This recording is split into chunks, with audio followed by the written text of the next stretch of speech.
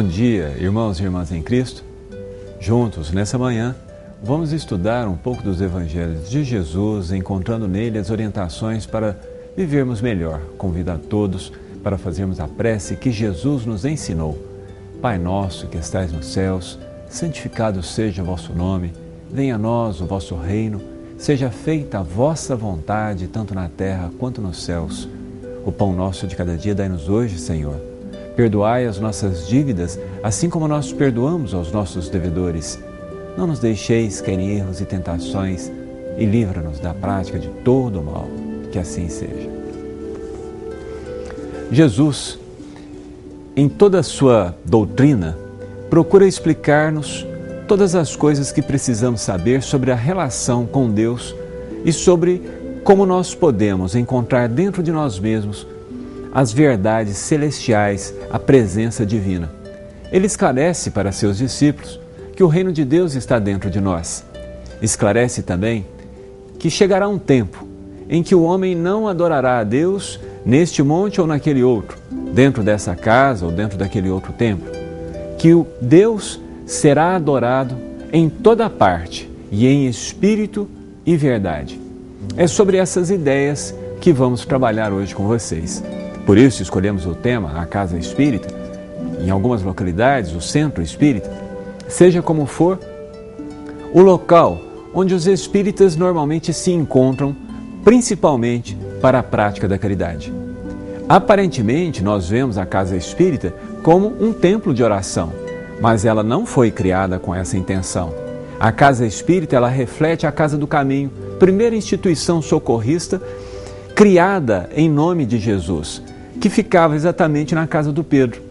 Pedro, na sua bondade, uma vez que Jesus partiu, sendo procurado pelos mais necessitados, pelos famintos, pelos doentes, pelos enfermos, pelos órfãos, pelas viúvas, pelos viúvos, pelos velhos abandonados, sendo procurado por essa gama de pessoas necessitadas, foi recebendo-os em sua casa, e a sua casa, com a colaboração dos companheiros que adentravam a doutrina e que tinham condição de trabalhar e que começavam a receber Jesus e que algumas vezes dispunham de seus bens materiais, foi ampliando, foi construindo um barraquinho daqui, construindo um puxadinho dali e formou, através da sua boa vontade, do esforço coletivo daquelas pessoas, formou a primeira instituição cristã de que nós temos notícia, que era a Casa do Caminho.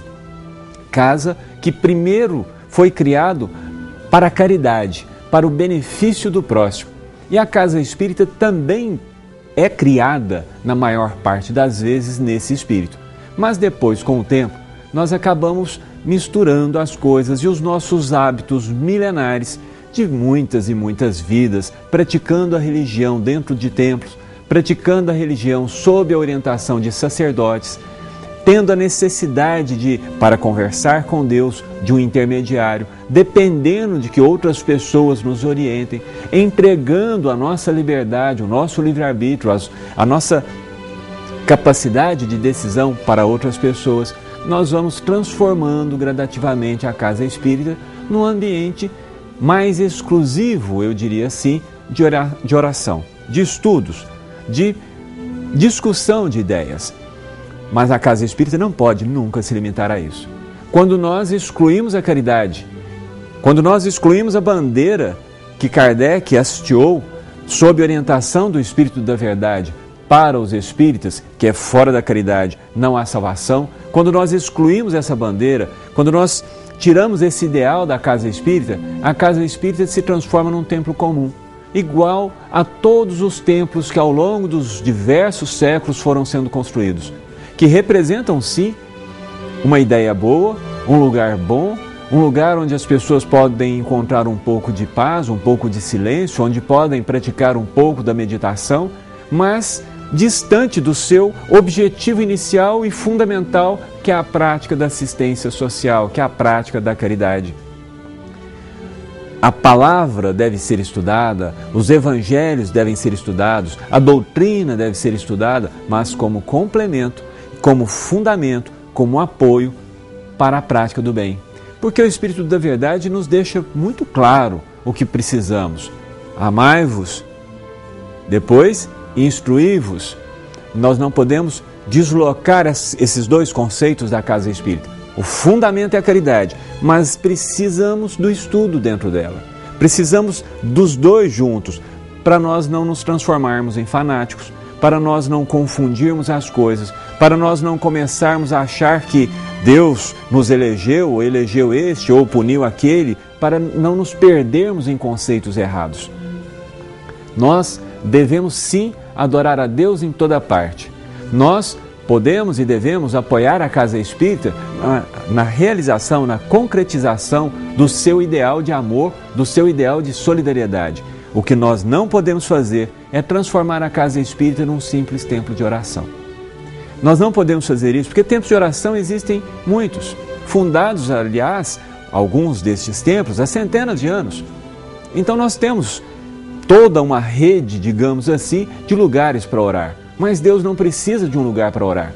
Ele não precisa de um lugar reservado para que nós possamos encontrar com Ele. Quando nós estamos passando por uma dificuldade, imagine que nós estamos afogando. Nós clamamos por Deus naquele instante e Deus está atento, seus anjos de guarda, os bons espíritos estão ali já envolvendo-nos, promovendo socorro não só na nossa pessoa, como despertando pessoas em redor para que elas também vejam e façam alguma coisa.